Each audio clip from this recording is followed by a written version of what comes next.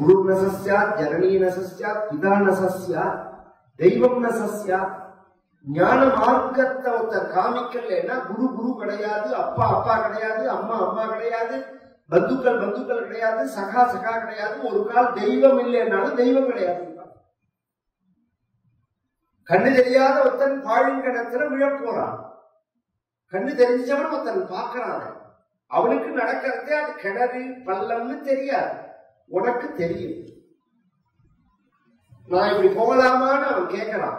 மேல பள்ளம் இருக்கு போகாதேன்னு சொன்னா நீ யோக்கியனா, போன்னு சொன்னா யோக்கியனா? அந்த பக்கம் பள்ளம் இருக்கு போகாதேன்னு சொல்லி கையை பிடிச்சு அழிச்சும் வருதுதானே யோக்கியத்துக்கு அடையாளம். அது மாதிரி பரிணாம வளர்ச்சியில ஒரு நிலையை அடைஞ்ச நம்மளை கொண்டு போய் உயர்த்தணும்னு நினைக்கிற குருமார்களுக்கு மத்தியில கையை பிடிச்சு நீ பள்ளத்துல விழுற மாதிரி கீழே கொண்டு போனேன்னா எவ்வளவு பெரிய அயோக்கியத்தனம் இருக்கு. எனக்கு நம்பிக்கை இல்ல, அது உன்னோட நிறுத்து. உனக்கு பாவம் தொலையல்ல, அதனால நம்பிக்கை இல்லை. நம்பிக்கை இன்மைங்கிறதே பாவம் தான். முதல்ல அதை தெரிஞ்சுக்கணும். ஞானம்ங்கிறது தான் புண்ணியமே. நம்பிக்கையின்மைங்கிறதே பாவம் தான், அஜ்ஞானம். நம்பிக்கையின்மைன்னா புரியறதுக்காக நம்பிக்கையின்மைன்னு சொல்றேனே தவிர, அஜ்ஞானம் புரியாத நிலைங்கிறதே பாவம் தானே, அறியாமையே பாவம் தானே. அப்ப அறியணும்னு தான் நம்ம நினைக்கிறேன். நான் அறியவும் மாட்டேன், நம் ஒத்துக்கவும் மாட்டேன்னா இதுக்கு நம்ம எப்படி பதில் சொல்ல முடியுது? இந்த பிரம்மாவோட ஆயுஷ சொல்றது, பிரம்மாவுக்கு 100 வயசுங்கிறது. இப்ப எடுத்துக்கோங்க, சதமானம் அப்படிங்கிற கதை கணக்கு சொல்றேன் நான். பிரம்மாவுக்கு 100 வயசுங்கிறது எப்படி தெரியுமோ? நமக்கு 365னா ஒரு வருஷம். தூங்காம கேளுங்க, அப்புறம் யூடியூப்ல உட்காந்து பேப்பர் வச்சு குறிச்சுக்கோங்க. இப்பயே குறிக்க ஆரம்பிச்சா மண்டை வரும். அது தேவதைகளுக்கு 1 நாள், நமக்கு 1 வருஷம், தேவதைகளுக்கு 1 நாள். அது மாதிரி 365 நாள் தேவதைகளுக்கு 1 வருஷம். அது மாதிரி 12,000 தேவ வருஷம் மனித வருஷத்துல 43,20,000 வருஷம் கொண்டது ஒரு சதுரயுகம். அது மாதிரி 1000 சதுரயுகம் பிரம்மாவுக்கு ஒரு பகல், 1000 சதுரயுகம் பிரம்மாவுக்கு ஒரு ராத்திரி. அது மாதிரி 365 நாள் ஒரு வருஷம். அது மாதிரி 300 வருஷம் பிரம்மாவுக்கு.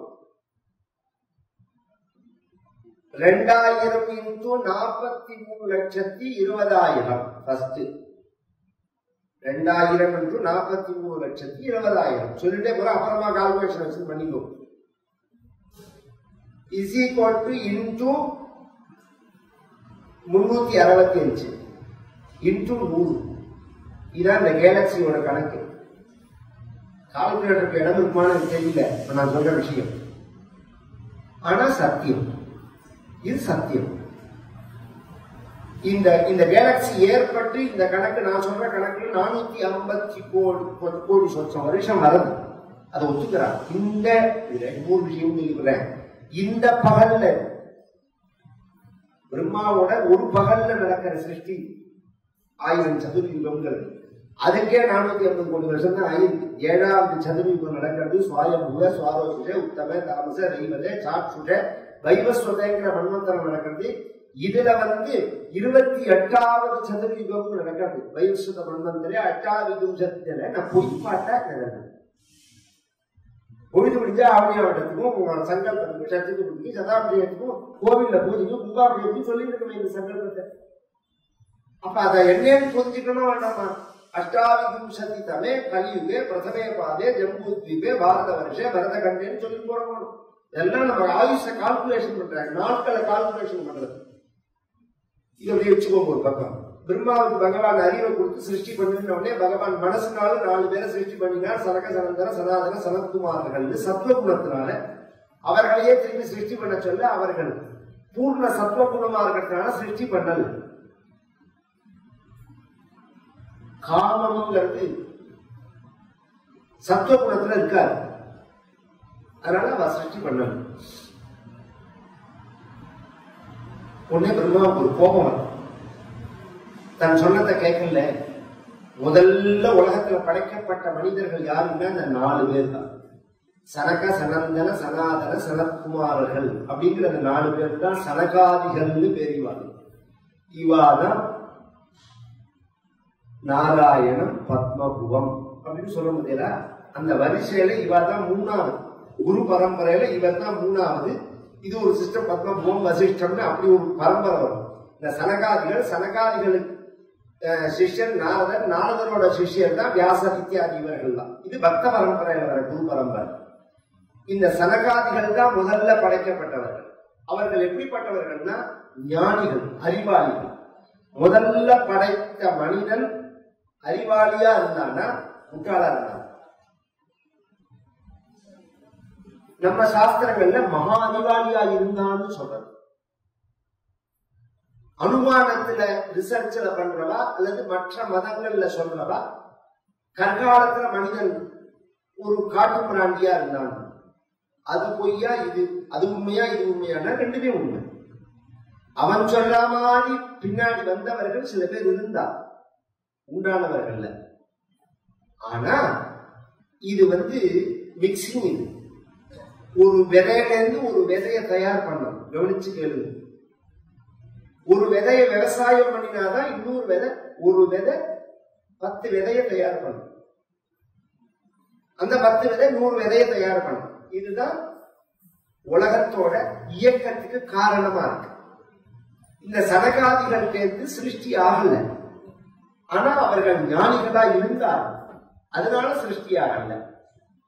அதுக்கு அடுத்த நிலை யார் அப்படின்னா, உடனே பிரம்மாவுக்கு கோபம் வந்த உடனே சொன்னதை கேட்கல உடனே அந்த கோபத்திலேருந்து ஒருத்தர் வெளியில வந்தா ருத்ரன்னு பேரு. இந்த ருத்ரன் உடனே சாதாரணமா பேசுறவா, இந்த கதை புராணங்களை மட்டும் படிச்சுட்டு பேசுறவா என்ன பண்ணுவான்னா சிவபெருமான்னு சொல்லுவா. இந்த சிவபெருமான்னு சொல்லல அங்க, பின்ன என்ன சொல்லிருக்கு? ருத்ராபிசிருஷ்ட பயதாகிருதி ருத்ரசங்க சம்பூர்யமான புவனத்ரய பீதசேதாஹ மம பிரஜா ஸ்ருஜத தபஸ்சர மங்களாயேதி ஆச்சஷ்டதம் கமலபூ பவதீரிதாத்மா ருத்ரன் அப்படின்னு தான் இருக்கு. அது ஏகாதச வியூகத்தை அடைஞ்சதுங்கிறதுலாம் அடுத்த விஷயம். ஏகாதசம் இல்ல, சகசிராணி சகசிரம் ருத்ராதி பூமி அப்படின்னு வேதத்திலேயே ஆயிரக்கணக்கான ருத்ரர்கள். ருத்ரன்னா யாருன்னா மண்ணி தேவதை. ருத்ரங்கிற பதத்துக்கு என்ன அர்த்தம்னா ருதம் திராவயதீதி ருத்ரா. ருதம்னா கண்ணீர், கஷ்டம். இந்த கஷ்டத்தை போக்குறதுனால ருத்ரன்னு பெயர்.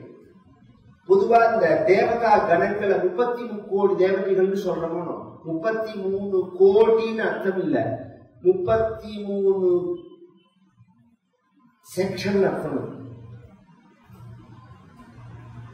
ஏகாதச ருத்ர வசு ருத்ர ஆதித்யர், இதான் விஷயம். திரும்பி எல்லாரும் அதை தெரிஞ்சுக்க முயற்சி பண்ணணும். வசு ருத்ர ஆதித்யர். இன்னைக்கு சிராத்தம் பண்றதே அதுதான் சொல்லுவோம். நாம அப்பாவை வசுனும் தாத்தாவை ருத்ரனும் கொள்ளு தாத்தாவை ஆதித்யன் அப்படின்னு சொல்லுவோம். தர்ப்பணம் பண்றதையும் அப்படிதான் சொல்லுவோம். இது எல்லாம் இவாளுக்குள்ளதான் அடக்கம். எல்லா கணங்களும் இவாளுக்குள்ளதான் அடக்கம். இந்த வசுக்கள் எத்தனை பேர்னா 8 பேர், ருத்ரர்கள் எத்தனை பேர்னா 11 பேர், ஆதித்யர்கள் எத்தனை பேர்னா 12 பேர். கூட்டினா எவ்வளவு வரும்? 31 வரும். இதை தவிர அஸ்வினி தேவதைகள் 2 பேர். அவ தனி செக்ஷன், டாக்டர்களால. அப்ப 33, மொத்தமே 33 பேர் தான். இந்த பிரிவு தான். இதை நம்ம 33 கோடி 33 கோடிங்கிறதுக்கு அர்த்தமே தனுஷ் கோடி அப்படிங்கிறோம். தனுஷு கோடி அப்படின்னா தனுஷோட எண்டுன்னு அர்த்தமா அல்லது 1000 கோடி தனுஷு வில்லு இருந்து அர்த்தமா? எண்டுன்னு அர்த்தம். கோடினாலே எண்டுன்னு அர்த்தம். எண்டுன்னா பூர்த்தி, முடிவு. அதனாலதான் இந்தியாவோட பரிமாணத்தை பத்தி, பாரத தேசத்தை பத்தி சொல்லும் போது ஆசேத்து ஹிமாச்சலவர்த்தினா ஆஸ்திக மகாஜனானா அப்படின்னு நீ கோவில் எல்லாம் சங்கல்பம் பண்ணுவோம். இங்க எது நமக்கு ஆரம்பம்னா சேத்து தான் ஆரம்பம். இங்க எதுன்னா ஹிமாச்சலம். ஹிமாச்சலம்னா இமயமலையோட இல்லை, இமயமலை எது பரியந்தம் இருக்கோ அதுக்கு என்ன பாரதம் தான். அதோட தெரிஞ்சுக்கோ, அகண்ட பாரதம் பேரு. அது பரியந்தம் பாரத தேசம் தான். அப்ப கோடினா முடிவு. இங்க 33ங்கிறது 33 பிரிவை சொல்றது. இதுல 11 பேர் ருத்ரர்கள் இருக்கார்கள். ருத்ரன் அப்படிங்கிறது ஒரு கணம். சிவபெருமான் வேற, ஈஸ்வரன் வேற, சதாசிவன் வேற, ஈஸ்வரன் வேற, ருத்ரன் வேற. ருத்ர கணங்கள் வேற. ஈஸ்வரன்கிறது குணமயமான வஸ்து, சதாசிவன்கிறது நிர்குணமான வஸ்து. இது பஞ்ச தத்துவங்களை சொல்றது. இந்த வேதமே ஒன்னா சொல்றது, ரெண்டா சொல்றது, மூணா சொல்றது, நாலா சொல்றது, அஞ்சா சொல்றது. இந்த பிரிவு ஒன்னு பிரம்மம் அப்படிங்கிறது, ரெண்டு துவைதம்ங்கிறது, பிரம்மம் மாய, மூணு விசிஷ்டாத்வைதத்துல சொல்லும் போது ஜீவாத்மா பரமாத்மா மாய அப்படின்னு நம்ம பிரிப்பா. துவைதத்துல வரும்போது ஜீவாத்மா பரமாத்மா மாயன்னு பிரிச்சுருவா. ஜீவாத்மாவும் பரமாத்மாவும் ஒன்று, மாயங்கிறது ஒன்று அப்படின்னு பிரிச்சுருவா. அத்வைதத்துல சொல்லும் போது எல்லாமே ஒண்ணுதான் அப்படின்றாங்க. இதை மூணா சொல்லும் போது இன்னொரு விஷயம் சொல்றேன். மூணுல என்ன பிரம்ம விஷ்ணு ருத்ரா அப்படின்னு எடுத்துக்கலாம். நாலு என்ன அப்படின்னு சொன்னா வாசுதேவன், பிரத்யும்னன், அனிருத்தன், சங்கர்ஷணன் வைஷ்ணவ சம்பிரதாயம். வாசுதேவன்கிறது பரபிரம்மம், பிரத்யும்னன், அனிருத்தன், சங்கர்ஷணன் பிரம்ம விஷ்ணு ருத்ரா. இது நாலாவது. அஞ்சு யாருன்னா பிரம்ம விஷ்ணு ருத்ராங்கிற மூணு, ஈஸ்வரங்கிறது நாலு, சதாசிவன்கிறது அஞ்சு. இந்த பிரம்மமே நிர்குண பிரம்மமா சகுண பிரம்மமானு ஒரு கேள்வி வரும். இந்த யோகத்துல இருந்ததான நிர்குண பிரம்மம் யோகத்திலேருந்து வீழ்த்தின்ற உடனே அது சகுணமாயிடுச்சுன்னு வருது. அதெல்லாம் நம்ம டீப்பா போகல. எனக்கு எப்ப நான் ஒரு நினைவும் இல்லாம இருந்தா நிர்மலமா இருக்கேன். எனக்கு எப்ப நினைவு வந்துருச்சோ அப்ப நினைவு நான் சேர்ந்துடுறேன்னு. நான் வீழ்த்து விட்டேன்னா அந்த சக்தி என்னோட சேரும் போது அப்ப நிர்குணங்கிறது சகுணம் ஆயிடுவேன். இது சதாசிவன், ஈஸ்வரன் பேர். அதுக்கு மேல உள்ளது சதாசிவன் அப்படிங்கிறது. இப்படி பஞ்ச தத்துவமா சொல்லப்படுறது. இந்த எதுக்கு இத்தனையும் சொல்றேன்னா ரொம்ப பேர் குழப்புவா. பிரம்மாதான் சிவபெருமானையே சிருஷ்டி பண்ணான்னு போன போட்டு போட்டு போவான். ஒரு சித்தாந்தத்தை பத்தி பேசினா தப்பே கிடையாது. அதே சமயம் ஜனங்கள்கிட்ட பொய்ய பிரச்சாரம் பண்ணாங்க.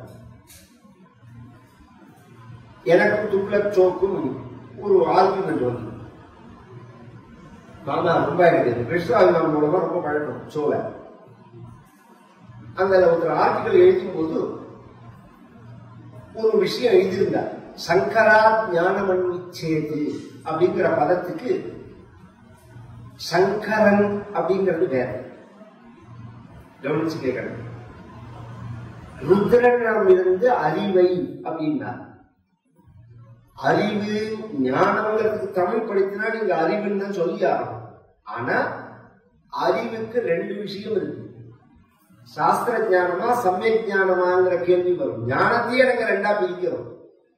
எழுத்தறிவா அனுபவ அறிவா? சக்கரை திதிக்குங்கிறது எழுத்தறிவு, வாயில போட்டுக்கிறது அனுபவ அறிவு. எது வசதி? எந்த அறிவை நீ சொல்ற? இந்த கேள்வி வரும். இந்த ரெண்டு விஷயம் இதுல குழப்பத்துல இருக்கு. அந்த பக்கத்துல சங்கரங்கிறத ருத்ரன் நீங்க கீழே இறக்கிட்டு பேசினேன்னா தகுதியை குறைக்கிற மாதிரி ஆகுது. இப்படி ஒரு ஆர்டிகல் வந்த உடனே நான் சொன்னேன், இது வேணும்னே எழுதுற மாதிரி இருக்குமாமான்னு. நானும் கவனிச்சாத. இன்னும் 2-3 வாரத்துக்கு மேல இது வராதுன்னு நான் ஒரே வார்த்தை 2-3 வாரத்துக்கு மேல இந்த தொடர் வராதே நிறுத்துவேன் அப்படின்னா. ஏன்னா அந்த அந்த அந்த சங்கல்பமே அது மாதிரி குழப்பற மாதிரி. அறிவு அடையணுங்கிறது வாஸ்தவம் தான், படிக்கணுங்கிறது வாஸ்தவம் தான். எதை படிக்கணும்னு தான் இந்த கேள்வி. நானே இப்ப சொன்ன முறையெல்லாம் முதல் நாள் பேசுறேன். நான் கொஞ்சம் தேவையில்லாதா தேவையில்லையாங்கிறது பகவான் தான் சொல்லணும். நானும் சொல்லக்கூடாது, நீங்களும் சொல்லக்கூடாது. உண்மை குரல்னு ஒரு சப்ஜெக்ட் பேச போறேன். உண்மை குரல், உண்மை அல்லது குரலின் குரல், குரலின் குரல். முதல் திருக்குறள் எடுத்துட்டாலே வியாக்கியானம் பண்ணினா ஒருத்த நின்று பேச முடியாது. எழுத்தாப்புல அகர முதல எழுத்தெல்லாம் ஆதி பகவன். இந்த ஒரு சப்ஜெக்ட் எடுத்து பேச சொல்லும்போது நீ பார்க்கணும். தமிழ் மட்டும் தெரிஞ்சா பேச முடியாது. ஏன்னா அவர் தமிழ் மட்டும் தெரிஞ்சு பேச அந்த திருக்குறள். அகர கவனிச்சு கேட்கணும். அகர அப்படின்னா என்ன? அகர வரிசை ஒன்று இருக்கு, ககர வரிசை ஒன்று இருக்கு, ரகர வரிசை ஒன்று இருக்கு. அ ஆ இ அக்கு பரியந்தம் அகர வரிசை. க க க ச ட த ப இது ககர வரிசை. ர ய ர லங்கிறது அதுக்கு அடுத்த வரிசை. இது எழுத்தோட வரிசைகளை குறிக்கிறது. ஐ ஊடு எழுக்கு ஏ ஓம் ஐ அவுச்சு அய வரட்டு இதெல்லாம் பாணினி சூத்திரம்னு பேர். வியாக்கரணம். இந்த எழுத்துக்கள்லாம் எப்படி உண்டாச்சு? சிவபெருமானுடைய உடுக்கையில ஒரு பக்கம் எழுத்து உண்டாச்சு, ஒரு பக்கம் சாஸ்திரம் உண்டாச்சு அப்படின்னு வரும். இந்த எழுத்துக்கள்லாம் இருக்கிறதுலாம் இந்த ஷகாரம், இந்த சப்தம் இருக்கு. சப்தம் இன்னைக்கு நாம பேசுறவே இதுக்கு மூலமான எழுத்து. இந்த எழுத்து அக்ஷராதிகள் எல்லாமே பகவத் சொல்லும். அல்லது அ அப்படின்னாலே பகவான் அர்த்தம் சாஸ்திரங்கள்ல. அதனாலதான் அநாதேன்னு சொல்லுவா. நாதன் அநாதன், நநாதன் சொல்லலாமே. அத நகதி நகதின்னு சொல்லலாமே, அகதின்னு ஏன் சொல்லுவானே? கொஞ்சம் யோசனை பண்ணுவோம். கதி இல்லாதவன் ந கதி. அவனை எப்படி சொல்லணும்? நாம நகதின்னு தானே சொல்லணும், அகதின்னு ஏன் சொல்றோம்? நாதன் இல்லாதவன் நாதன், இல்லாதவன் நநாதன் தானே சொல்லணும். அநாதன் ஏன் சொல்லணும்னா அதுக்கு ஒரு அர்த்தம் இருக்கு. நீ யாருக்கு கதி இல்லையோ, யாருக்கு நாதன் இல்லையோ, நீ சொல்றியோ அவனுக்கு பகவான் இருக்கான்னு அர்த்தம். அவனுக்கு நாதனா அவனுக்கு கதியா பகவான் இருக்கான். அதனால அப்படிங்கிற வார்த்தையை முன்னாடி ஆட் பண்றது இல்லை. இது பகவத் சொல்லுவோம். பகவான்கிற வார்த்தைக்கு 6 லட்சணம் இருக்கு. ஐஸ்வர்யச்ச சமக்ரஸ்ச தர்மஸ்ச யசஸ ஸ்ரீயா அப்படின்னு ஐஸ்வர்யம் இருக்கணும், தர்மம் இருக்கணும், யசஸ் இருக்கணும், ஞானம் இருக்கணும், ஸ்ரீயம் இருக்கணும், பலம் இருக்கணும். இந்த 6ம் யார்கிட்ட நித்தியமா இருக்கோ அவனுக்குதான் பகவான் பெயர்னு. இதை பத்தி பேச ஆரம்பிச்சா இதுக்கு பதில் நித்தியமா இருக்குது. அங்க ஒரு சமயத்துல இருந்தது, ஒரு சமயத்துல இல்ல, ஒரு காலத்துல இருந்தது, ஒரு காலத்துல இல்ல, ஒத்தன்ட்ட இருந்தது, ஒத்தன்ட்ட இல்லைன்னு சொல்லாம எப்போதும் இருக்கணும். இமைப்பொழுதும் அகலகில்லேன் அப்படிங்கிறதும் ஆழ்வார்கள் பாசுரம். அந்த ஸ்ரீய பத்தி பேசும்போது இமைப்பொழுதும் அகலகில்லேன் என அலர்மேல் மங்கை உரையும் மார்பா. இமைப்பொழுது ஒரு க்ஷணம் கூட பகவான் விட்டு பிரிய மாட்டாள் அப்படின்னா பிரியாதான் இருக்கணும். அந்த ஐஸ்வர்யம் பகவத் சப்தமே சம்ஸ்கிருதம். இது மாதிரி அர்த்தம் சொல்ல ஆரம்பிச்சா திருக்குறளுக்கு யார் தெரிஞ்சுக்கணும்? ஜனங்களுக்கு சேரணும்னு ஆசை. இத்தனை கலந்து இருக்கு. இதுக்கு ஆதினா அப்பா, பகவான்னா அம்மான்னு எதையாவது வியாக்கியானம் பண்ணி அவளுக்கு தோணு இதெல்லாம் சொல்லி குடிச்சவர் பண்ணி அப்படிலாம் சொல்லலாமா? ஜனங்களை குழப்பலாமா? ஞானத்தை அடையறதுக்குன்னா நம்ம முயற்சி பண்ணணும். ஜனங்களுக்கு மேல படிக்கணும் படிக்கணும் படிக்கணும்னு எல்லாரையும் சொல்றோமோ, படிக்க விடாம பண்ணலாம். நம்ம படிக்கணுங்கிறது எதைன்னா இது மாதிரி மேல் நிலையில உள்ள படிப்பு தான் படிப்புங்கிறது தெரிஞ்சுக்கிறது. அப்ப இந்த ருத்ரன் அப்படிங்கிறவர் கோபத்தோட தேவதை. இதுதான் ஆரம்பிச்ச தனி. இதுல இன்னொரு விஷயம் சொல்லிக்கிறேன். இந்த நாராயணியத்துல ஒரு ஸ்லோகத்தை சொன்னா எல்லா வியாதியும் போயிடும் அப்படின்னு சொல்லி ரொம்ப பிரசித்தமாயிடும் இன்னைக்கு பிரபஞ்சத்துல. இப்ப நாம் அதை மாத்தி சொன்னா கூட ஜனங்கள்ட்ட எடுபடாது. ஏன் அப்படின்னா அது அந்த அளவுக்கு பிரசித்தமாயிடுச்சு. அது ஒரு பெரிய விஷயம்னா பரமாச்சாரியால் சொன்னாலும் அப்படி இருந்தது. நாராயணிய முழுக்கே பாராயணம் பண்ணினா விசேஷம், அது ஒன்றும் சந்தேகமே கிடையாது. இதுல இந்த ஸ்லோகத்தை பாராயணம் பண்ணினாதான் உங்களோட அத்தனை கஷ்டம் அஸ்மின் பராத்மன் ஆத்மாக்கள் எல்லாருக்கும் தெரிஞ்சு நான் சொன்னேன்.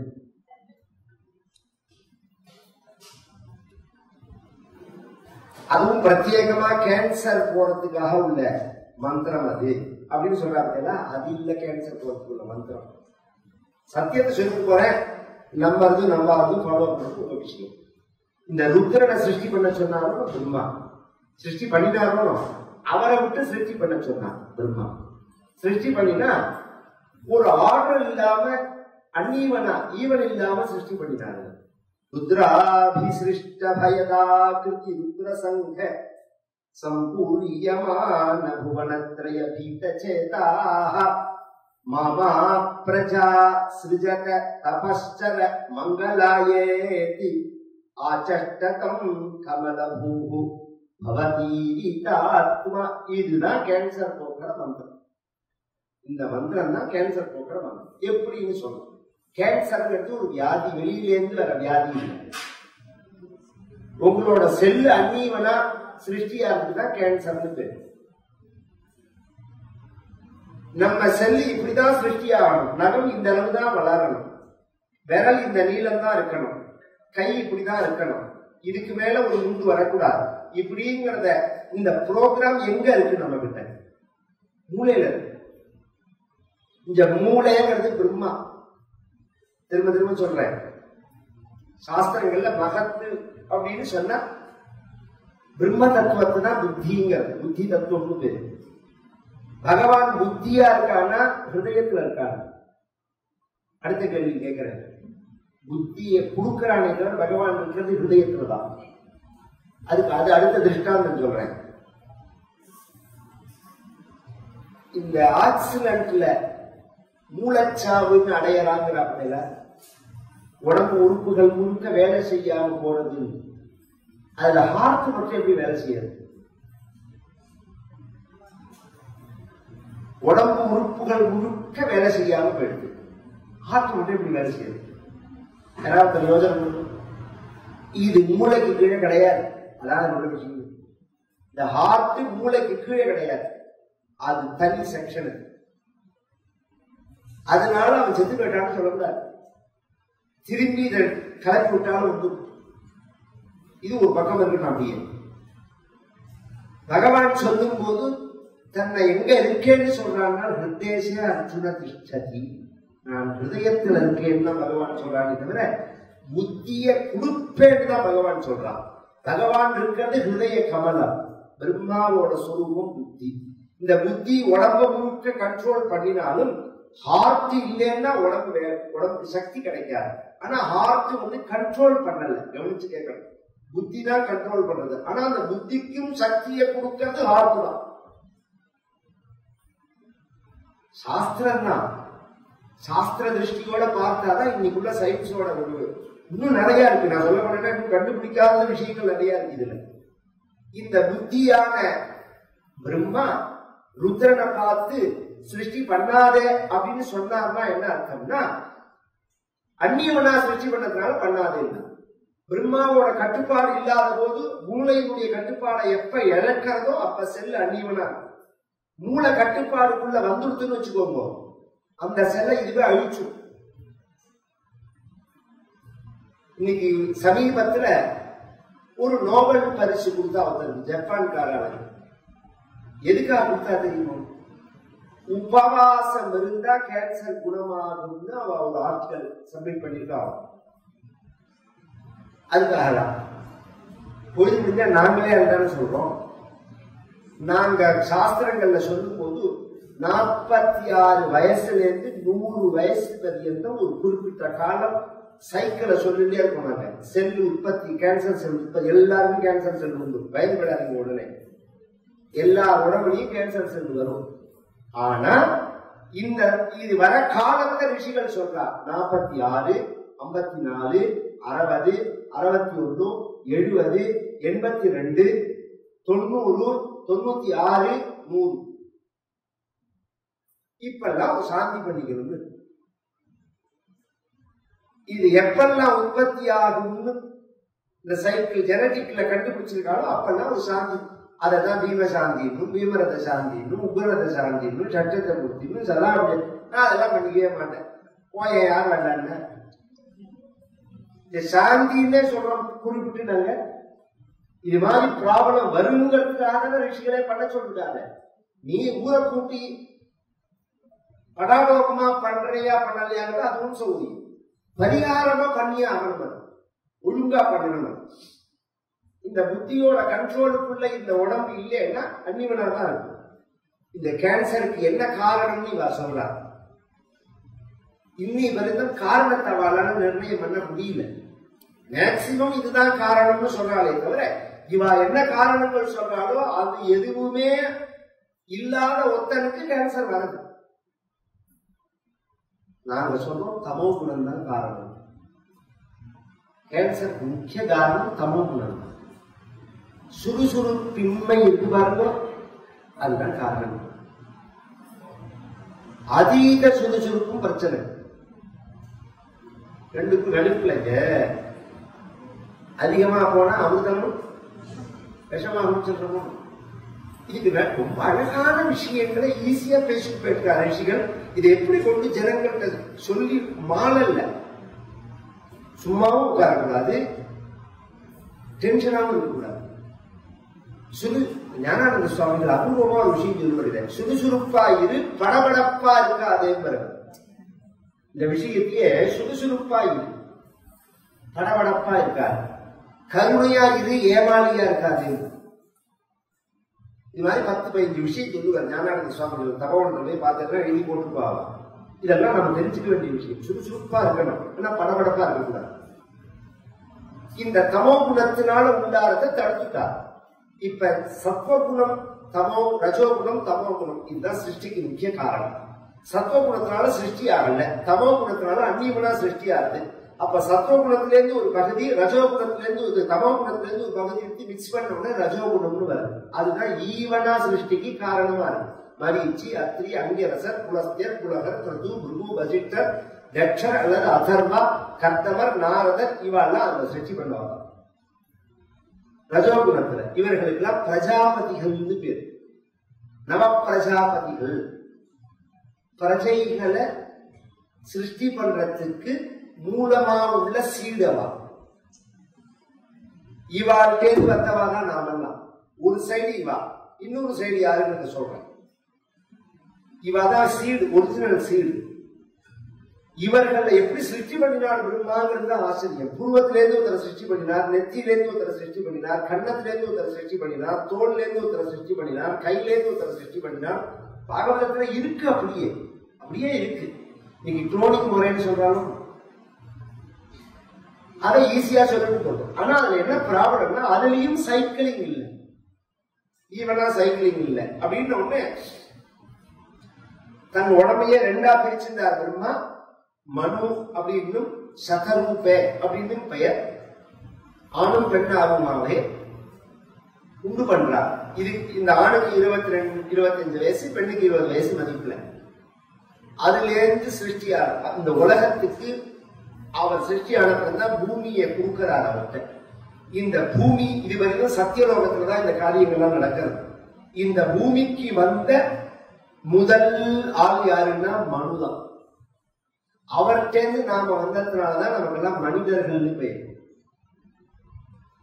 உலகம் முழுக்க மனிதர்களை குறிக்கிற வார்த்தை எந்த மொழியா இருந்தாலும் அது எம்மளதான் கவனிச்செல்லாம் தெரியும். மனுஷன், மனிதன், மேன். நீங்க எனக்கு தெரியல, அது மேல பாஷை தெரியல, நீங்க எந்த பாஷையை வேணாலும் எடுத்துக்கோங்க.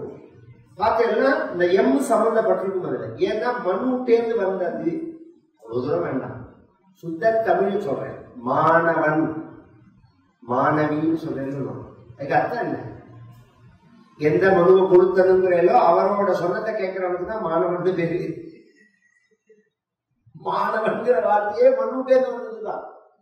மாணவிங்கிற வார்த்தையே மனுவோட கனெக்ஷன் உள்ள வார்த்தை தான். அதுக்கு அர்த்தம் சொல்லும் போல ரூட் சொல்லணும். பேசினா ஆர்கியூமெண்ட்னா புத்திபூர்வமா ஆர்கியூமெண்ட் பண்ணணும். கத்தரத்தினாலேயோ சண்டை போடுறதுனாலயோ புத்திசாலின்னு ஆயிடாரு. ஆர்கியூமெண்ட் பண்ணும்போது ஆதாரங்களை எடுத்து வைக்கணும். அது ஒத்துக்கிற மாதிரி இருக்கணும், பொய்யா இருக்கக்கூடாது. நீங்க பாட்டுக்கு போற போக்குல கொடுத்து போட்டு எதையாவது 4306 பக்கத்துல 7வது வரிசையில சொல்லிட்டு போனா யாருக்கு புத்தகம் இருக்கா இல்லையானே அவனுக்கு தெரியும். அது மாதிரி பேசிட்டு போக கூடாது, பிரமாணத்தோட பேசணும். இந்த மனுவோட வம்சம் முக்கியமானது. இந்த மனுவுக்கு 3 பெண்ணு 2 பையன். ஆபூதி, தேவகூதி, பிரசூதின்னு 3 பெண்ணு. பிரியவர்தன், உத்தானபாதன் 2 பையன். இந்த ஆபூதிங்கிற பெண்ணை ருச்சி அப்படிங்கிற மகரிஷிக்கு கல்யாணம் பண்ணி கொடுத்தா, தேவகூதிங்கிற பெண்ணை கர்த்தமரங்கிற ஒரு கல்யாணம் பண்ணி கொடுத்தா, அவர்களுக்கு 9 பெண் குழந்தைகள் பிறந்தது. அனசூய முதலிய 9 பெண் குழந்தைகள். அது அத்திரி மகரிஷி 9 மகரிஷிகளுக்கு கல்யாணம் பண்ணி கொடுத்துட்டான். இந்த பெண்ணை மரீச்சி அத்திரி அங்கீரசர் எல்லாம் சொல்றேன் பார்த்தீங்களா, மரீச்சிக்கெல்லாம் கல்யாணம் பண்ணி கொடுத்ததுலாம் இவா பொண்ணதான் வரிசையா. பிரசூத்தின்னு 3வது, அத தக்ஷனுக்கு கல்யாணம் பண்ணி கொடுத்தா. இந்த 9 10வது உள்ளவன் தக்ஷன், இல்ல 9வது எடுத்துக்கலாம். அதர்வாவா தக்ஷனாங்கிறது 2 கணக்கும் இருக்கு. அந்த தக்ஷனுக்கு கல்யாணம் பண்ணி கொடுத்தா அவனுக்கு 16 பெண்கள் பிறந்தது. அந்த 16 பெண்களை 13 பெண்களை தர்மதேவதைக்கு கல்யாணம் பண்ணி கொடுத்தா. சுவாகாங்கிற 14வது பெண்ணை அக்னி பகவானுக்கு கல்யாணம் பண்ணி கொடுத்தா. ஸ்வதாங்கிற 15வது பெண்ணை பிதர்களுக்கு கல்யாணம் பண்ணி கொடுத்தா. சதி அல்லது தாட்சாயணின்னு பேருள்ள 16வது பெண்ணை சிவபெருமானுக்கு கல்யாணம் பண்ணி கொடுத்தா. இதான் 3 பெண்ணுக்காக. பிரியவர்த்தன் உத்தானபாதன் 2 பையன். இந்த உத்தானபாதனுக்கு 2 மனைவி. அந்த முதல் மனைவிக்கு பிறந்தவர் துருவர், அவரை பிடிச்சது ஒரு கதை வரும். பிரியவிரதனுக்கு ஆத்மீந்திரன், ஆத்மீந்திரன்கிறவனுக்கு நாபி, நாபிங்கிறவனுக்கு ரிஷபதேவருக்கு பகவான் அவதாரம் பண்றான். இதுல ஒரு ஆச்சரியம் என்னன்னா, இப்ப நான் சொன்னேன் பாருங்க மனு, இந்த மனுவே பகவானுடைய அவதாரம். 24 அவதாரத்துல ஒரு அவதாரம். இந்த மனுவுக்கு 3 பொண்ணு 2 பையன் சொன்னேன் பாருங்க. இந்த 5 பேர்கிட்டையும் பகவான் வந்து பிறந்திருக்கான். ஆகூதிக்கும் ருச்சிக்கும் பகவான் வந்து பிறந்தது யஜ்ஞ நாராயணன் பேரு அந்த அவதாரம். தேவகூதிக்கும் கர்த்தவனுக்கும் பிறந்த அவதாரத்துக்கு கபில வாசுதேவர்னு பேரு. பிரசூதிக்கும் தக்ஷனுக்கும் நேரடியா பொருட்கள் பகவான், ஏன்னா தக்ஷன் அசத்து. அதனால என்ன பண்ணிட்டா, அந்த 13 பெண்ல தர்மதேவனுக்கு கல்யாணம் பண்ணி கொடுத்தாங்க. அந்த 13 பெண்ல மூர்த்தின்னு ஒரு பெண்ணு, 13 பேர்ல மூர்த்தின்னு ஒரு பெண்ணு. அந்த மூர்த்திங்கிற பெண்ணுக்கு தான் பகவான் நரநாராயண அவதாரம் பண்றார். இது ஒரு பக்கம். 2 பையன் சொன்னேன், பிரியவிரதன் உத்தானபாதன். இந்த பிரியவிரதனுக்கு பகவான் அந்த வம்சத்துல ரிஷபரன்கிற தேவ பேர்ல அவதாரம் பண்றார், ரிஷபதேவரன் பேர். உத்தானபாதனுடைய வம்சத்துல துருவனுக்கு அப்புறம் அங்கன் வரிசையில வந்து அங்கன்னு ஒரு ராஜா வரும். அவனுக்கு வேணன்னு ஒரு புள்ள பிறப்பான், கெட்டவனா. அவன்கிட்ட ஒரு குழந்தை வந்து பிறக்கும், பிருத்துன்னு பேர். அது பகவானுடைய அவதாரம். இப்படி 5 பேர்த்தையும் பகவானுடைய வம்சத்துல அவதாரம் பண்ணும். இது சுருக்கமா உள்ளது. இப்ப இந்த 2வது பெண்ணு கதையை தான் எடுத்துன்னு போறான் பாகவதத்துல, அதுதான் எடுக்கிறான். ஏன்னா இந்த பாகவதம் வந்து சுகாச்சாரியார் பரீட்சித்துக்கு சொன்னார் அப்படின்னு பாகவதத்துல இருக்கு. சுகாச்சாரியார் சொல்லும் போது யார் யாருக்கு சொன்னதோ அதை நான் உனக்கு சொல்றேன்னு சொல்லிட்டு போறார். விதுரருக்கு மைத்ரேயர் சொன்ன கதையை உனக்கு சொல்றேன்னு தான் 3வது பார்ட் 4வது பார்ட் கதையை சொல்றதுனால அவர் என்ன சொன்னாரோ அதை சொல்லிட்டு போயிட்டார். அப்புறம் தான் 5வது பார்ட்ல இருந்து இவர் அபிப்பிராயத்துல சொல்றார். விதுரருக்கு மைத்ரேயர் சொன்னது தேவபூதியோட கதையை தான். தேவபூதிக்கு 9 பெண்ணு பிறந்து ஆண்மகன் இல்லைன்னு ஒண்ணு பகவானை பிரார்த்திச்சு பகவான் வந்து பிறக்கிறான் கபில வாசுதேவனாக. அந்த கபில வாசுதேவனுக்கு உபநயனங்கள்லாம் பண்ணி வச்சு இவா ஆசிரமத்துல இருக்கா. இன்னொரு ஆச்சரியம் என்னன்னா, ஜெகத் பெருசாயிடும். ஒருத்தருக்கு கல்யாணம் பெருசாயிடும். மரீச்சிக்கு ஒரு புத்திரன் கஷ்யபர்னு பேரு. கஷ்யபருக்கு 2 மனைவி, திதி அதிதி. இந்த சனகாதிகள் ஒரு சமயம் தேவலோகம் போனார்கள், வைகுண்டம் போனார்கள். வாசல்ல இருந்த ஜெய விஜயர்கள் துவாரபாலகர் அவர்கள் இவர்களை தடுக்கிறதுனால கோபப்பட்டு சபிக்க 3 ஜென்மா பாபிஷ்டாம் ஆசுரின் யோனி, அசுர யோனியில பிறக்க கிடவது அப்படின்னு சபிச்சுட்டார். அசுரர்கள் அப்படின்னு ஒரு ஜாதி கிடையாது. நான் முதலையும் சொல்லலையா, இது எல்லாமே குணத்தினால வருது. அசுசுன்னா இந்திரியங்கள்னு அர்த்தம். இந்திரியங்களை யார் புலன்களை யார் திருப்தி பண்ணி அதுக்காகவே வாழறானோ அசுரன். மனசு விருப்பப்பட்டபடியெல்லாம் வாழறவனுக்கு அசுரன். அதர்மமா தர்மமானு தெரியாத வரைக்கும் நடப்பான். புத்தியும் கொடுத்துட்டாலும் மேல வருவான். அப்படி இருந்தாதான் இது ரைட்டு, இது தப்பு, இதை செய்யலாம், இது செய்யக்கூடாது அப்படின்னு நம்ம மனசாட்சி ஒன்று சொல்றதை ஒருத்தருக்கு 100 சொல்லிக் கொடுக்கணுங்கிற அவசியமே கிடையாது. உள்ள மனசாட்சியான்னு பகவான் சொல்றான். அதையும் மீறி செஞ்சா அசுரன், அதுக்கு கட்டுப்பட்டா தேவன். கட்டுப்பட்டு நடந்தா. தப்பே செய்யாம இருந்தா கட்டுப்பட்டு நடந்தா மனுஷன், தப்பே செய்யாம இருந்தா தேவன். இதுதான் அடிப்படை. இந்த ஜெயவிஜயர்கள் கஷ்யபருக்கும் அதிதிக்கும் திதிக்கும் குழந்தையாக பிறக்கிறார்கள். இரண்யாட்சன் இரண்யகசிபு. அதுல மூத்தவன் இரண்யகசிபு, இரண்டாவது இரண்யாட்சன். இந்த யமல கர்ப்பம்னு பேர். இப்ப ஒரு நாய்க்கு 12 குட்டி பிறந்ததுன்னா அண்ணா தம்பி கணக்கு பார்க்க வேண்டாம். ஒரு மனுஷனுக்கு பிறந்தா எப்படி கணக்கு பார்க்கணும்? யார் அண்ணா யார் தம்பி, எது ஃபர்ஸ்ட் எது செகண்ட் பிறக்கிறத வச்சுன்னு சொல்லக்கூடாதுன்னு சாஸ்திரம். பிறக்கிறத வச்சுன்னு கீழேந்து கொண்டு போகணும். 3 குழந்தை பிறக்கிறதுன்னு வச்சுக்கோங்க ஒரு அம்மாக்கு. ஃபர்ஸ்ட் பிறந்தா அது 3வது பையன், 2வது பிறந்தா அவன் 2வது பையன், 3வது பிறந்தா ஃபர்ஸ்ட் பையன். இப்படி சொல்றது சாஸ்திரம்.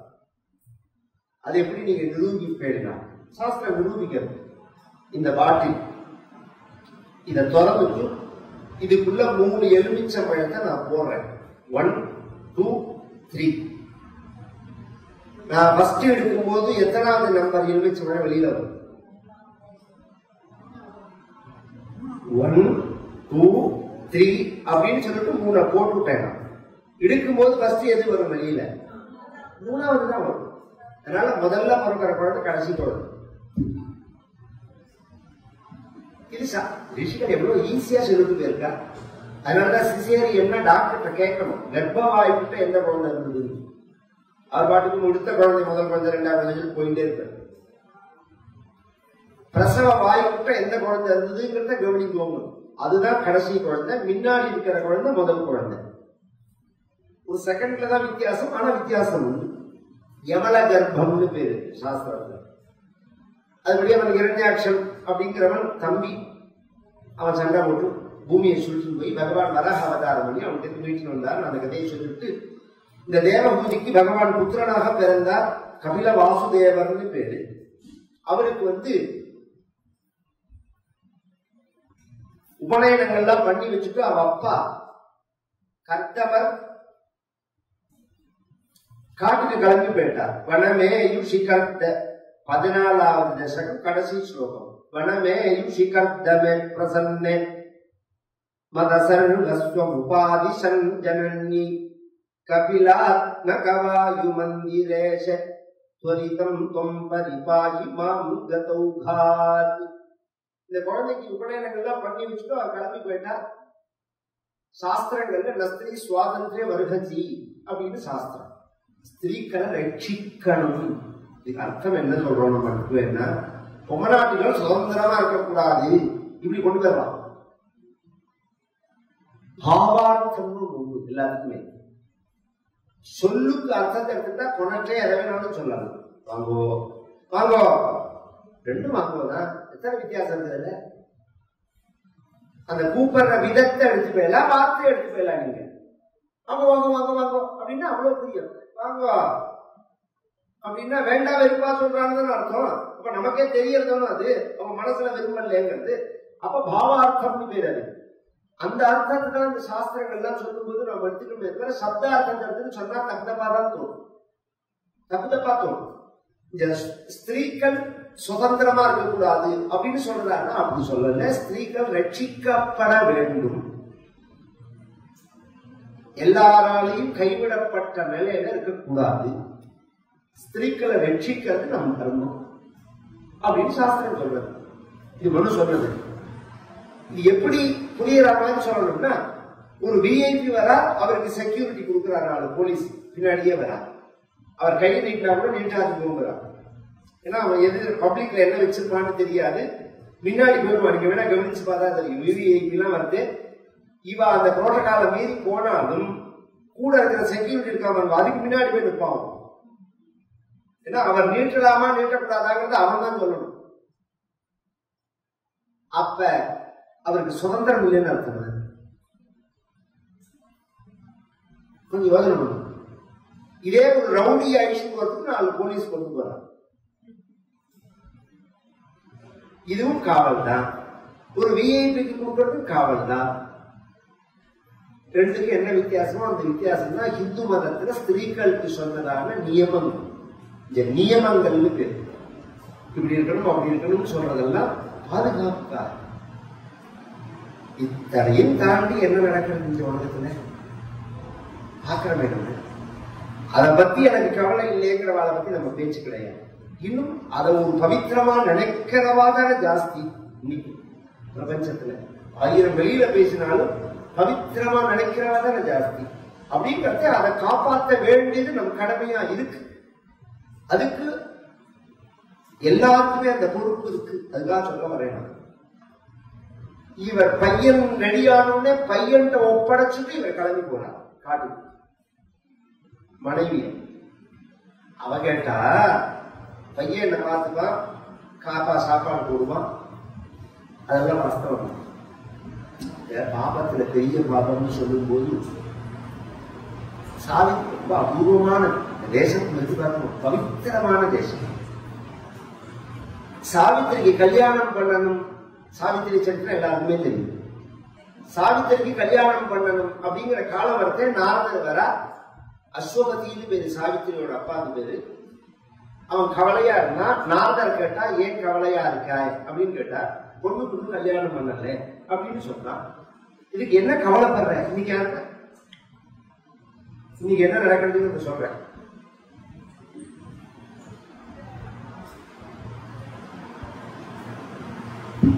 எங்கிட்ட ஜாதகம் பார்க்க வரும் அத்தனை பேர் பிள்ளையா இருக்காரு. பிள்ளைய பெற்றவா 4 ஜாதகத்தை எடுத்துட்டு வந்து எல்லாம் மாமா பொருந்தி இருக்க. ஜாதகம்னா நான் பொருத்தலாம் நான் பார்க்க மாட்டேன். அதுக்கும் உள்ள வேலை பார்க்க சொல்லுவேன். ஏன்னா அது வேற விஷயம். அதுக்குள்ள நான் போன விரும்பல.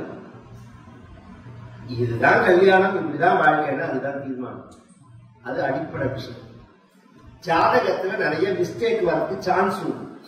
அதனால ஈஸ்வர சங்கல்பம் பந்துஷீல லட்சண சம்பன்னா வரோகா உபயச்சேதா, சகோத்திரம் இல்லாம உள்ள பொண்ண பண்ணு அப்படின்னு சாஸ்திரம் ஒரே வார்த்தையில முடிச்சுட்டு, இந்த நட்சத்திர பொருத்தம் கூட கிடையாது.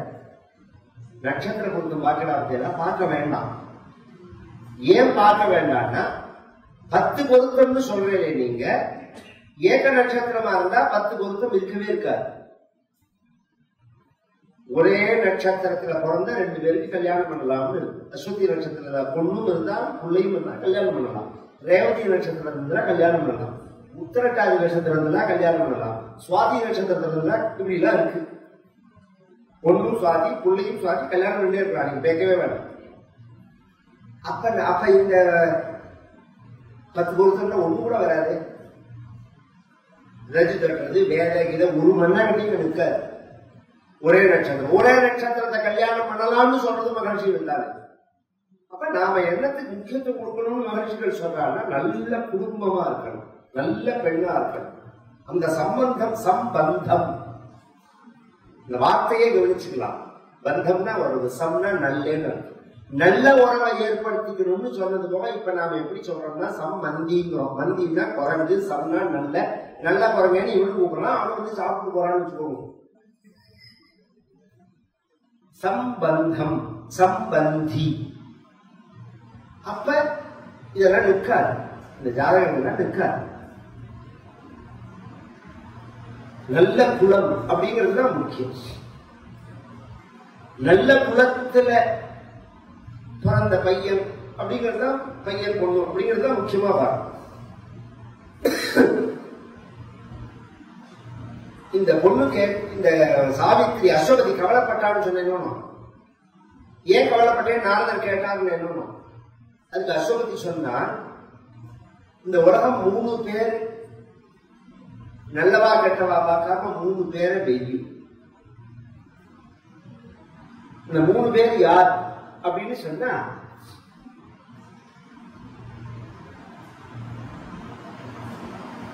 நல்ல குணவதியான பெண்ணை தியாகம் பண்ற கணவன். பெண்ணிட்ட ஒரு வாரம் சொல்ல முடியாது. நல்ல பொண்ணு கல்யாணம் பண்ணிட்டு எனக்கு குடிக்கலன்னு சொன்னா முடிச்செடுக்கணும். அது மாதிரி அப்பா காலத்துக்கு அப்புறம் அம்மாவை கைவிடுற புள்ள.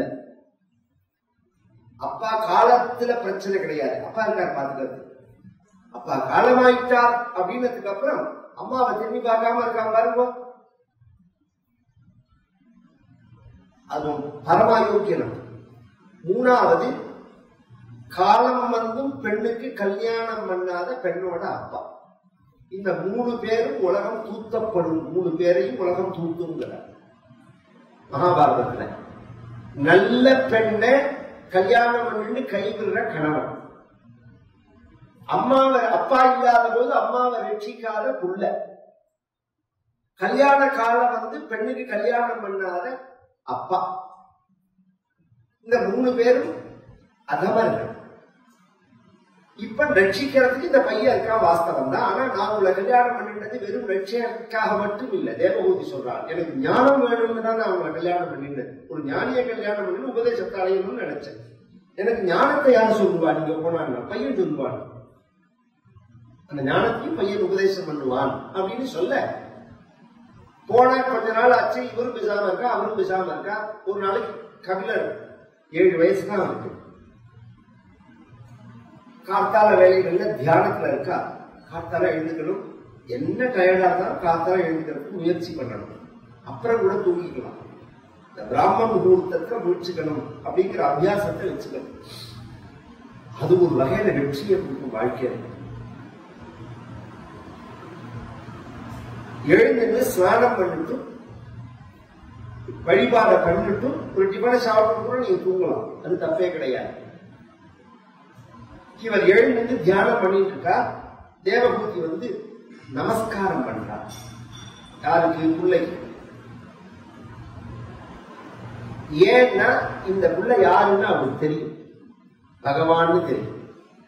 பகவான்கிற மனசுல வச்சுதான் நமஸ்காரம் பண்றார். ஆனா கர்த்தவர் அவள் பகவான் நினைச்சாலும் இவர் அந்த பாவத்துல பார்க்கல, அம்மான்னு கூட்டார். ஏன் அப்படின்னா பகவான்னு தெரிஞ்சு அந்த பாவத்துல வழிபடுறவா உலகத்துல கோடி பேர் கிடைப்பா. பகவானுக்கு அம்மா கிடைக்க மாட்டார். பகவானுக்கு அம்மா கிடைக்க மாட்டார். அதனால அம்மான்னு என்னம்மா, எதுக்குமா? எனக்கு ஞானத்தை உபதேசம் பண்ணுவாயின்னு அப்பா சொன்னாரு. நீ பண்ணலையே, எனக்கு நீ கேட்கலையே. தத்விதி பிரணிபாதேன பரிப்பிரஷ்னேன சேவையா உபதேக்ஷந்தி தேஜானம் ஞானின தத்துவதரிசினா அப்படிங்கிறான் பகவான் பகவத்கீதையில. உடனே பிரித்து கொடுக்கறதுக்கு இது என்ன சாமானா? நிறைய கிடையாது. சாதன சதுஷ்டயம் உணர்ந்திருக்கான்னு பார்க்க வேண்டாமா? சித்திச்சிருக்கான்னு பார்க்க வேண்டாமா? அவன் தகுந்த அதிகாரியான்னு பார்க்க வேண்டாமா? போறவங்களுக்கெல்லாம் உபனிஷத்தை சொல்றதுக்கு இது என்ன அவ்வளவு மலிவான பொருளாது? முதல்ல அவனுக்கு புரிய வேண்டாமா? அந்த தகுதி வர வேண்டாமா? நம்ம உபதேசம் பண்றோங்கிற ரீதியில அவன் பண்ற தர்மத்தை விட்டு வந்துட்டான்னா அந்த சமூகத்துக்கு ஒரு பெரிய அடைஞ்சல் பண்ற மாதிரி ஆயிடும். இது மாதிரி வேதாந்த கிளாஸ் எல்லாம் பண்றேன்னு ஆரம்பிச்சு அவன் என்ன பண்றான்? சாதனை பண்ண மாட்டேங்கிறான், கல்யாணம் பண்ணிக்க மாட்டேங்கிறான், இது வேண்டாம் அது வேண்டாங்கிறான். திங்கிறத மட்டும் நல்லா திங்குறான். அதுக்கு ஒன்றும் குறைச்சதே கிடையாது. அப்புறம் நீ என்ன உனக்கு வைராக்கியம், பொல்லங்கா வைராக்கியம், இது என்னதுக்கு பிரயோஜனம்? ஒன்னும் இருந்தா எல்லாத்திலையும் இருக்கணும். அதுக்கு தகுதியா இருந்தா அதுவே உன்னை கொண்டு விடும். இந்த சமூகத்துல நாம் வாழும் போது இந்த சமூகத்தினுடைய ஒரு நியமங்கள், வாழ்வியல் முறை இருப்பாருங்க, அதை குலைக்கிற மாதிரி காரியங்களை நம்ம பண்ணக்கூடாது. ஏன்னா நிம்மதி கட்டுப்போம். இந்த பிரச்சனையே அதுதான். நீங்க ஒரு தப்பு பண்ணினா அந்த சங்கிலி தொடரால மற்ற வாழ்க்கை நிம்மதி கட்டுப்போம். யார் யாரோட வேணாலும் இருக்கலாம்னா உனக்கு வேணும். அப்புறம் இதுக்கு கல்யாணம் பண்ணிட்டேன், கல்யாணம் பண்ணிக்காம இருந்துக்கலாம். அது மாதிரி கல்யாணம் பண்ணிட்டு கூட பண்ணேன்னா உன்னை கல்யாணம் பண்ண அந்த பொண்ணு நல்லவளா இருந்தான்னா அவன் சவிச்சு போக மாட்டாளா? உனக்கு பிறக்கிற பிள்ளைக்கு இந்த புத்தி வருமா வராத? கொஞ்சம் யோசனை பண்ணணும் எல்லாத்தையுமே. அப்ப நம்ம இந்த சமூகத்தினுடைய வாழ்வியல் முறையில உள்ள நியமங்களை கெடுக்கிற மாதிரி உள்ள காரியங்களை பண்ணக்கூடாது. ஞானம்ங்கிறது தகுதி உள்ளவனுக்கு தான் உபதேசம் பண்ணணும். தகுதி உள்ளவன்னா இந்த ஜாதி எல்லாம் கிடையாது, தானா வருவன். அதுக்கு சின்ன உதாரணம் சொல்றேன், பின்னாடி போய் சொல்ல வேண்டாம். சமீப காலத்துல சித்பவானந்தர் ஒரு மகான் இருந்தார்.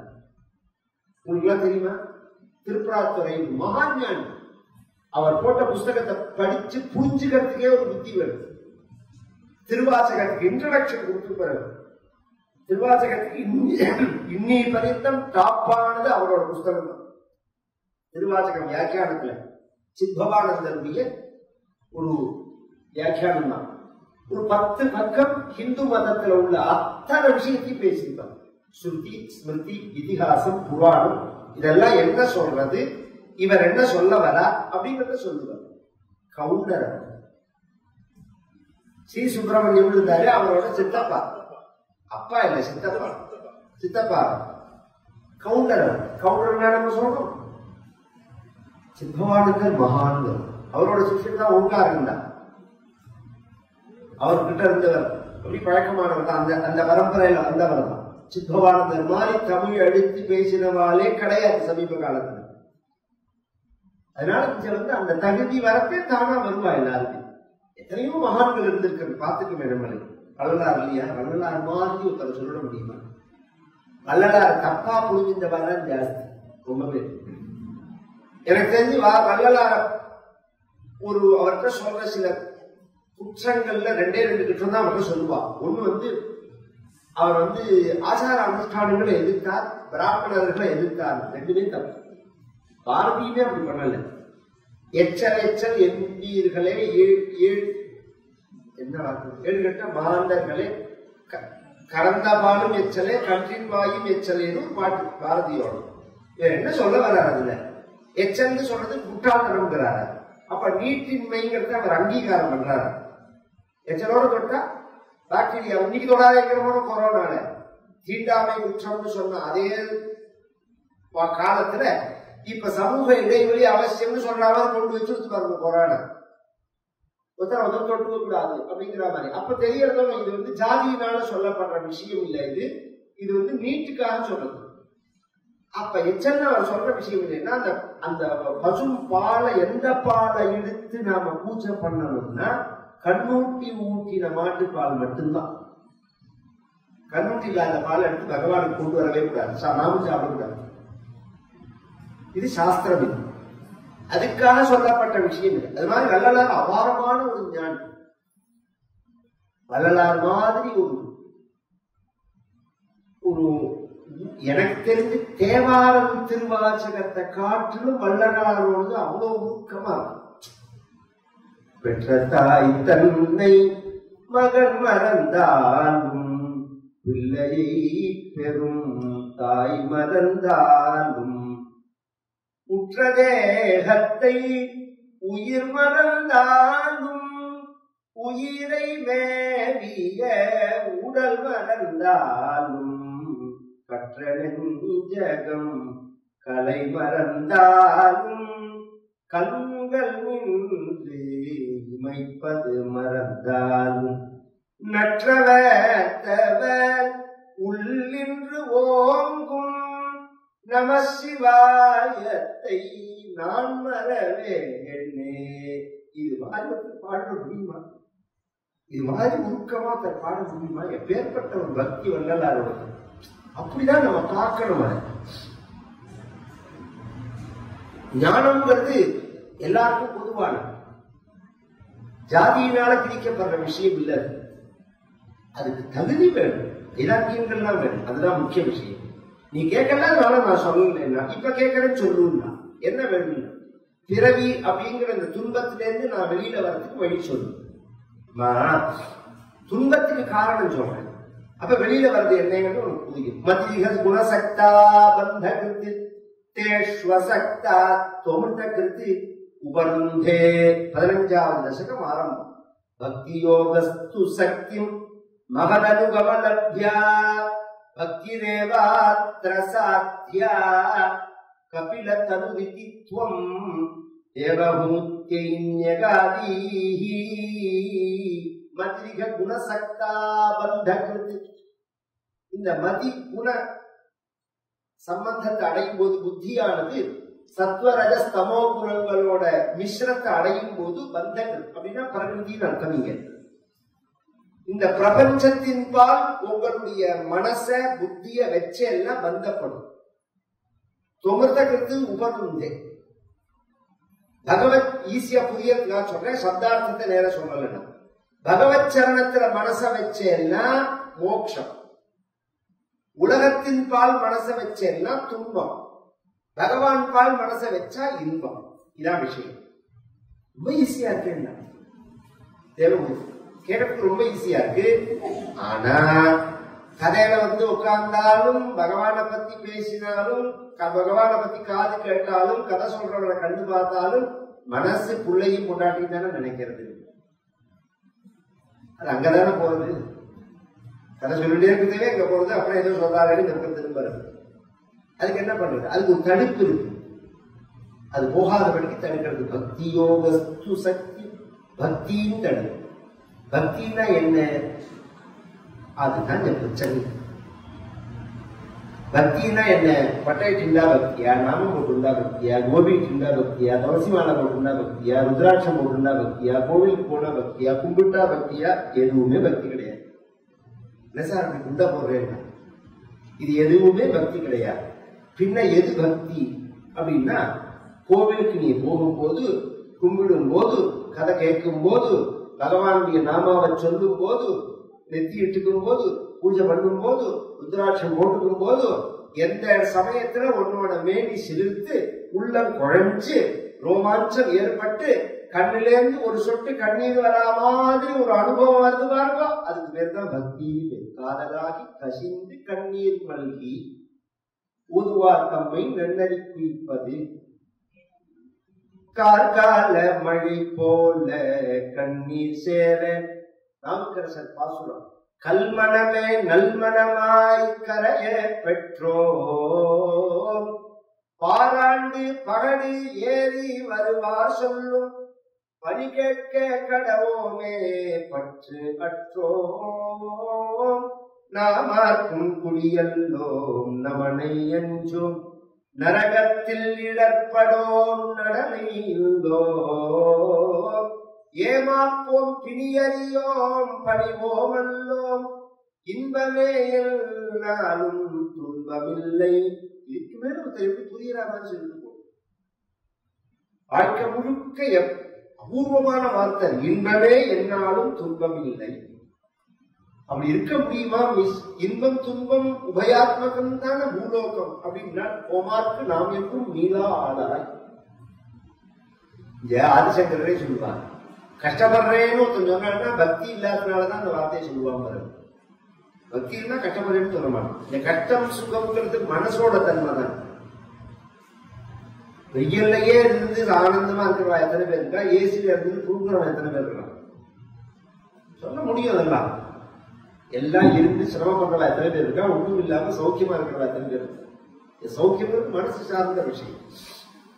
அடிப்படை பக்தி உருக்கம். சரி, இறைவன்ட்ட வைக்கக்கூடியதான அன்பு, நிஷ்காமியமான அன்பு. காமிய நம்ம பண்றதெல்லாம் காமிய பக்தின்னு பேரு. ஒண்ணு, நாம பகவான்கிட்ட நமக்கு பிரியம் கிடையாது. கோவிலுக்கு போறோம், பகவானை பார்க்கிறோம், ஓன்னு அழறோம். பகவானை பார்த்த சந்தோஷத்துல அழறோம்னா நம்ம கஷ்டத்துல அழறோம். கொஞ்சம் கவனிச்சு கேட்கலாம் தான் புரியும். பகவானை பார்த்த சந்தோஷத்துல அழல, வேணுகோபாலனை பார்த்து ஓன்னு அழுதா என்னோட கஷ்டத்துக்காக அழகா பார்த்த அழுக வரணும். பார்த்தா எப்படி சார் அழுக வரும்னா, 5 வருஷம் கழிச்சு அமெரிக்கால இருந்து ஒரு பையன் திரும்பி வந்தான். 5 வருஷமா அவனை பார்க்காத அம்மா ஏர்போர்ட்ல பார்த்த உடனே ஓன்னு அழுதுன்னு அவனை கட்டிக்கிறாளே, அதுதான் பக்தின்னு பேரு, அதுதான் பிரேமேன்னு பேரு. அந்த பையன் வந்துட்டானே அவனை கட்டின்னு அழறதுக்கு அங்க என்ன இருக்கு? ஒரு யோசனை பண்ணுவோம். இத்தனை நாளா உன்னை நான் பார்க்காம இருந்துட்டேனேங்கிற எண்ணம் தானே கழுகை வருது. அது மாதிரி இத்தனை நாளா நான் உங்ககிட்ட வராம இருந்துட்டேன் அப்படிங்கிற அந்த பகவானை பார்த்தோடனே இந்த உருக்கம் வரணும், பிரேமம் வரணும். இது எப்ப வரும் அப்படின்னா, அது மாதிரி உருக்கம் உள்ளவர்களோட பழகினாதான் வரும். மகதனுகமலப்யா பக்தி ரேவாத்ர சாத்யா கபில தனு விதித்வம் தேவஹூத்யகாதி. பகவான் பக்தர்கள் பின்னாடி போகணும்னு சொல்லல, மகது அனுகமலப்யான்னா மகான்கள் பின்னாடி போகணும்னா, மகான்கள் பின்னாடி போகணும் அப்படின்னு உடனே யார் மகான்கள்னு கேட்டா அதுதான் இந்த பிரச்சனை. யார் சுவாமிஜி, யார் குருஜி, யார் ஆச்சாரியன்? இன்னைக்கு வந்து அந்த குழப்பம் இருக்கு ஜனங்களுக்கு. இவர் ஆச்சாரியனோ, இவரை சுவாமிஜின்னோ, இவரை குருஜின்னோ நினைச்சு பின்னாடி போயிட்டு 5 வருஷம் 10 வருஷம் கழிச்சு அவரோட அயோக்கியத்தனை வெளியில வந்தவொடனே 10 வருஷ வாழ்க்கை வேஸ்ட். அவன் எப்ப வேணாலும் விட்டு போட்டான், தொலைஞ்சு போட்டான், அது விஷயமே இல்லை. அவனை ஃபாலோ பண்ணின 1000 பேரோட 10 வருஷ வாழ்க்கை நாசமா போகுது. ஒரு நிமிஷம் யோசனை பண்ணுவாங்க. அதை யாராவது அந்த ஆங்கில யோசனை பண்ணிருக்கல? அவனை உள்ள வைக்கிறோம், உதைக்கிறோம், அதெல்லாம் விஷயம் வேற. இந்த 1000 பேருக்கு 10 வருஷ ஆன்மீக சாதனை நாசமா போயிடுது. நல்ல அதனாலதான் தத் விஜயானார்த்தம் சகா குருமேவ கச்சே அப்படின்னு சொன்னதோட உபநிஷத்து நிற்காம சமிப்பாணிகி ஸ்ரோத்ரியம் பிரம்மனிஷ்டம்ங்கிறது. இந்த தகுதி உள்ள குருட்ட தான் நீ போகணும். மேஜிக்கா பேசுறதுனால குருவாயிட முடியாது, சொற்சொடர்களால விளையாடுறதுனால குருவாயிட முடியாது. யார் குருன்னா நாளை சாயந்தரம் 6:30 மணிக்கு வந்து சொல்றேன்.